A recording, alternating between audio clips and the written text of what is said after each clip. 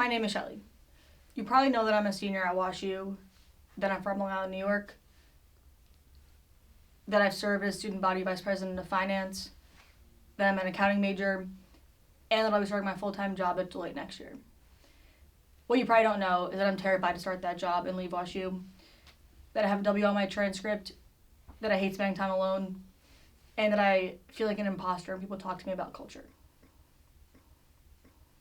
Growing up, I was never exposed to my family's Indian culture. I ate pizza instead of samosas, celebrated Christmas instead of Diwali, and never really asked questions about my family's upbringing, their time back home in India, and didn't really spend much time thinking about that. I thought it was normal, never thought much of it until I came to WashU.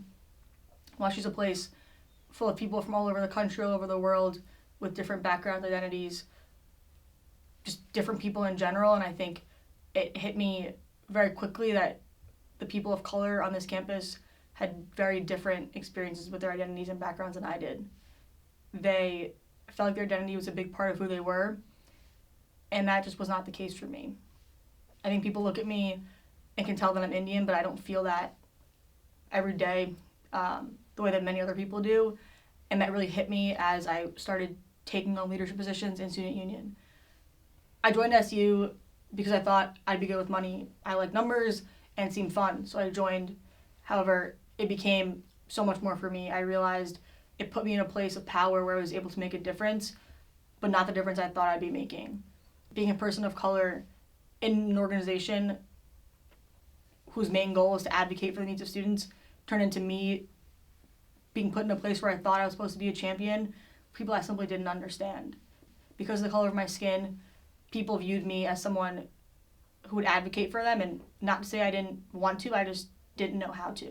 So it was hard for me. It's hard for me to, sit here, look back on my 4 years and feel like I advocated for the people that I'm supposed to represent when I know I just don't understand what they've been through, and I'll probably never understand what they've been through. And I think looking beyond WashU and into the corporate world, I think I'll be asked to do the same thing. Being a woman, being a person of color, in a world predominantly filled with white males, I think will put me in places where I'll sit in board meetings and have to talk about my experiences, and they won't be the same as the experiences of another woman, person of color, etc. And that's scary. It's scary taking on roles where I want to represent people, but no, I can't do that to the extent that I'm probably expected to do. That expectation is something that I know I haven't lived up to, and that's just tough. It's tough.